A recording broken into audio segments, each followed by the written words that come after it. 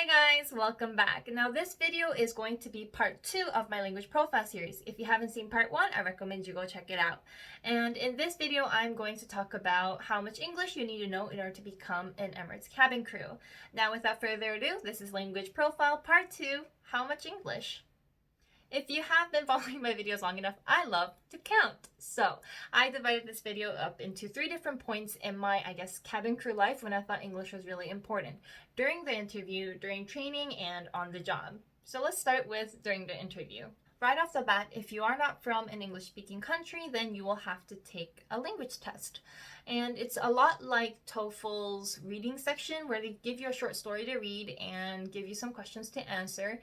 But the purpose of this test is to see if you understand and if you can follow directions.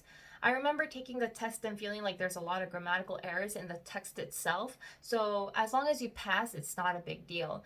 But if you are worried about your English skills, then I recommend you do some research and see if any vloggers or I know that a lot of Korean forums have cheat sheets, study sheets online, so you can see and study it beforehand. But again, you should already know how to speak English before you go to your open day. Even with the physical test aside, during the group discussion, during the final interview, your English is being tested nonstop in a sense of communication. So they'll test you if you can understand the question, understand directions, and how articulately you can express yourself. This doesn't mean that you have to be able to have perfect grammar and high-end vocabulary. Nothing like that. It just means, can you communicate what's on your mind, and can you follow directions and understand another English speaker? And so if you are scared that you might mess up because you get too nervous, I recommend that you practice ahead of time, look up the questions that they might ask, and write down your story. Think about what you want to say and practice before the actual open day. The second time I thought English was really important was during training college. Every step of the way, you will be tested in your English. It isn't a walk in the park for an English speaker either. There's so many new terminologies and knowledge, just brand new things to learn. And so if your English is not strong enough, then you'll have a really hard time. I've seen girls who don't pass the examination and was eventually sent home.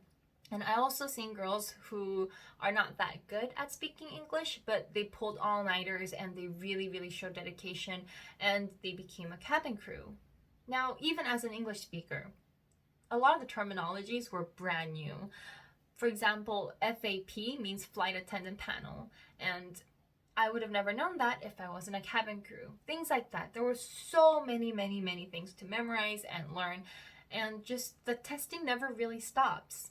The main purpose of training college is not for you to start learning English, but to teach you aircraft operations and teach you Emirates cabin crew standards in all aspects. And lastly, the third time I thought English was really important was on the job. From my experience, I believe that you can say you really know the language when you start understanding the humor, but that is a cultural aspect. And when you're a cabin crew, that doesn't matter because that's not the language requirement. You don't need to understand American humor or British humor, English humor in order to become a cabin crew. And the truth is, all the cabin crew are from different parts of the world and their English isn't that great either. You guys are all doing the same job, and cabin crew humor is something that everybody in that situation would understand. And so you don't have to be able to understand what hit that whoa is, or you don't have to understand what wig snatched means in order to have friends and enjoy your cabin crew life. However, that's not the part I'm talking about. You need to stay sharp because you'll be examined every single flight. Now, they'll give you a single question from the stuff you learned back in training college every time you enter the briefing room. And every year you'll be scheduled to go back to training college to have a refresher course. And again, there'll be exams, online exams there too. After hearing me talk about when I thought English was important, you still might have the question, so how much English do you actually need? And saying how much English is really hard because I can't say, go take a standardized test and if you pass this grade then you can, because what Emirates want is quite different from a normal standardized English test. What Emirates want is people who can communicate in English, who can follow directions, who can say what's on their mind clearly. But it's not about vocabulary, it's not about grammar, it's not about perfect pronunciation. So then, how do you measure it? Well, as an ex-tutor teacher, this is how I measure it. If you can read an elementary level English book, I recommend Judy Blume because it's funny, and write a 3-paragraph, 5-paragraph essay, and you can understand what you wrote, then I feel like you're good to go.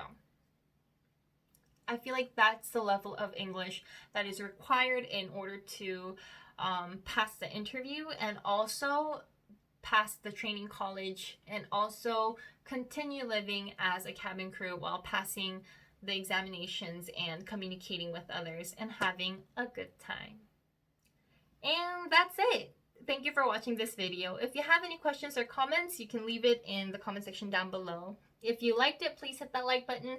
And if you want more of this kind of videos, please don't forget to subscribe and hit that bell button, because I am trying to upload more regularly, but I'm still not that good at it. So yeah, again, thank you for watching, and bye!